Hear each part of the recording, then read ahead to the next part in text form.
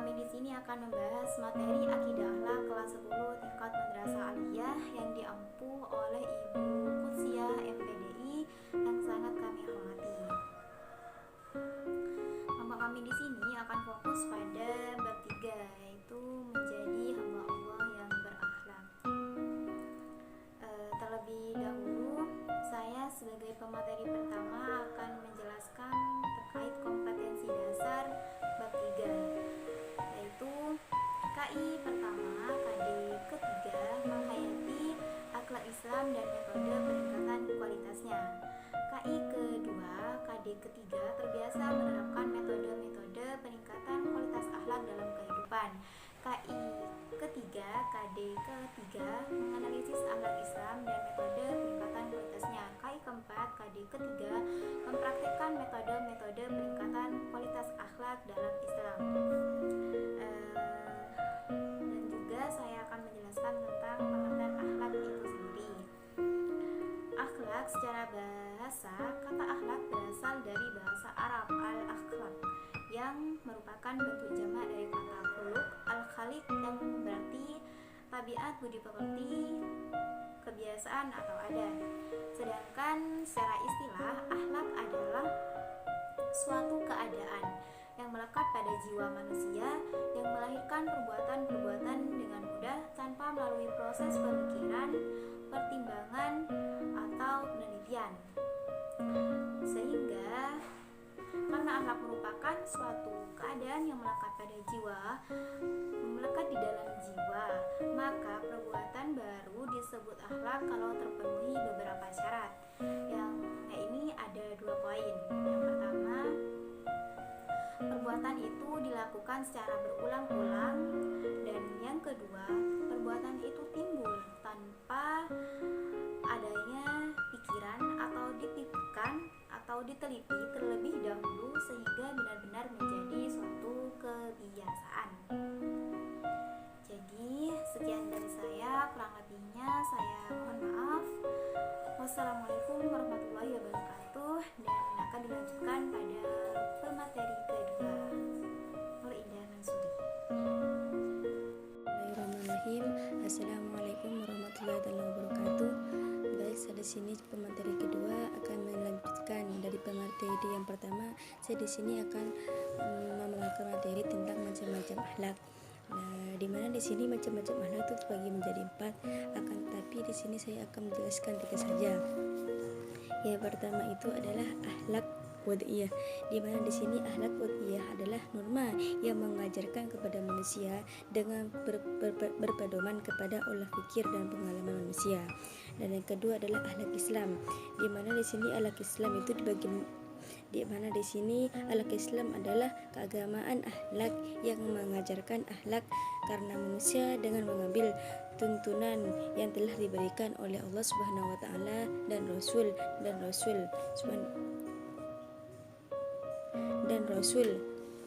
sallallahu alaihi wasallam dan dalam Al-Qur'an dan hadis gitu. Adapun di sini ciri-ciri akhlak Islam itu dibagi menjadi 5. Yang pertama adalah kebaikannya bersifat mutlak, yaitu kebaikan yang terkandung dalam akhlak Islam merupakan kebaikan yang murni. Dan yang kedua, kebaikan yang bersifat menyeluruh. Di sini sifat menyeluruh yaitu kebaikan yang terkandung di dalamnya merupakan kebaikan untuk seluruh umat Islam.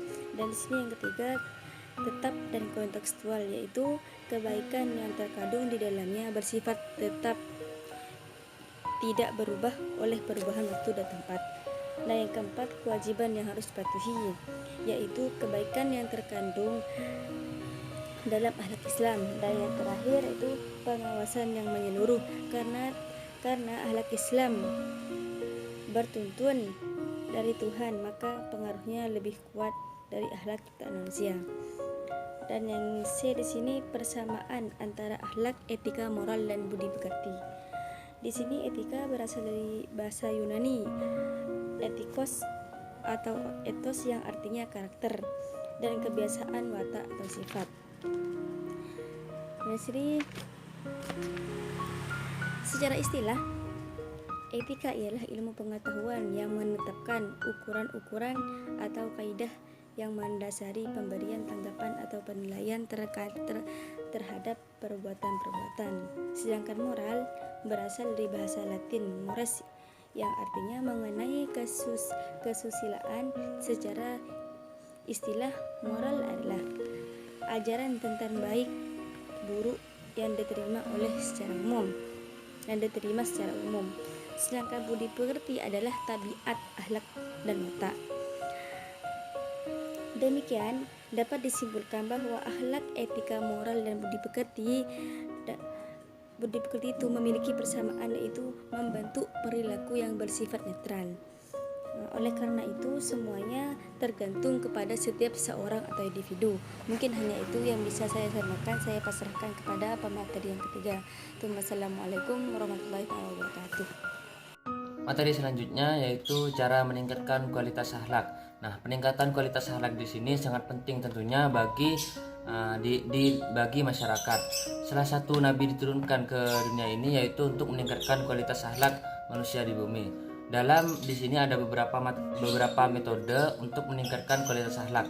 Yang pertama yaitu melalui perumpamaan. Melalui perumpamaan di sini bisa kita ambil dalam kisah-kisah dalam Al-Qur'an. Yang kedua, melalui keteladanan. Keteladanan di sini bisa kita ambil dari apa yang dilakukan Rasulullah dalam kehidupannya sehari-hari. Salah satunya kita bisa mengambil dari hadis. Yang ketiga yaitu melalui latihan dan pengalaman. Latihan dan pengalaman di sini tentunya kita dapat melakukannya pada kehidupan sehari-hari. Salah satunya ketika kita melaksanakan ibadah sholat atau ketika melaksanakan ibadah-ibadah dan kegiatan-kegiatan baik lainnya.